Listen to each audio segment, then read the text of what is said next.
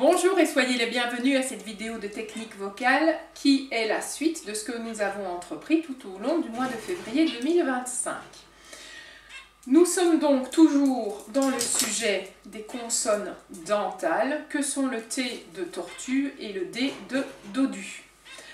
Nous allons avoir une introduction de 4 temps et ensuite une courte phrase qui va se répéter. Pendant cette courte phrase, vous aurez des temps de silence. Les silences font partie de la musique. Si vous allez à un concert ou si vous regardez sur YouTube un concert en live, vous verrez que le chanteur ne chante pas tout le temps. Donc les silences doivent être respectés dans les partitions, mais aussi si vous avez des répètes et que vous décidez avec votre guitariste que pendant un moment vous vous taisez, vous respectez ça dans la mise en pratique devant votre public et pendant les répètes. Ensuite, cette phrase, elle va pouvoir être faite de 2 façons au niveau rythmique et ça va dépendre de vous, de votre capacité rythmique. Donc il y en a une que vous sentirez plus et une que vous sentirez moins. Commencez par celle que vous sentez le mieux et ensuite, dans une semaine ou 2, glissez vers celle que vous sentez peut-être un petit peu moins. Par rapport aussi à cela, dans la peinture, vous avez des nuances. Qu'est-ce que c'est qu'une nuance en peinture? C'est par exemple un vert pâle, un vert soutenu et un vert qui va tirer vers le turquoise. En musique, on a la même chose. La peinture, c'est pour l'œil, la musique, c'est pour l'oreille.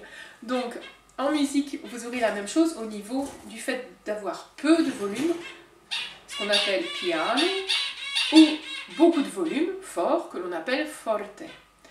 Vous pouvez faire la première phrase forte, la deuxième piano. Donc, beaucoup de volume, peu de volume. Et quelques jours après, vous inversez. Ainsi, vous développerez les nuances qui rendront votre chant un peu plus coloré, un peu plus imagé. Et là, ce sont des outils purement techniques.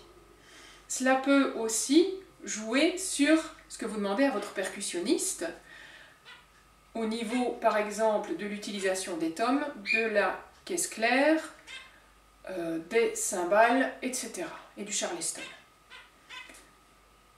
Ça, vous voyez, avec vos musiciens, avec votre pianiste. Si vous êtes dans la musique classique, en général, c'est écrit sur les partitions. Si vous êtes dans de la musique pop, vous avez beaucoup de loisirs, beaucoup de liberté pour rendre cette musique intéressante pour votre public. Si c'est une cover, n'oubliez pas, vous faites comme le vrai artiste, le vrai album, le vrai enregistrement live, etc. L'exercice, donc, la première version, qui est une version un petit peu plus simple, fait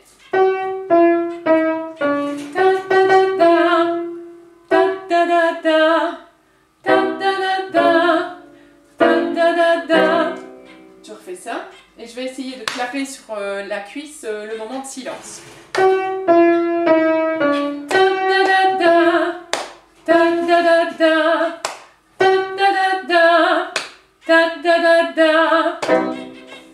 Si maintenant vous êtes rythmiquement plus à l'aise avec un rythme un peu plus élaboré, on va dire, ça va faire ceci.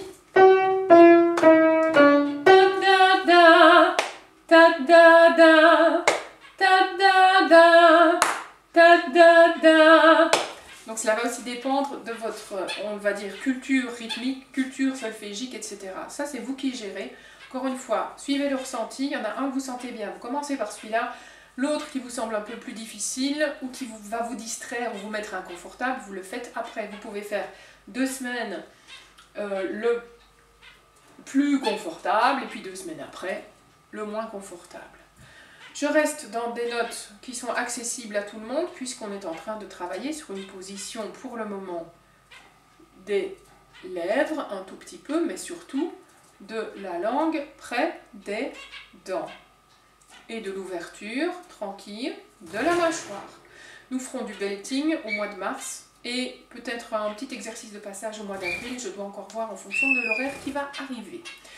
Je vous donne rendez-vous la semaine prochaine, vendredi, pour la suite de votre expérimentation sur le cheminement des consonnes dentales. D'ici là, passez un excellent week-end. À bientôt!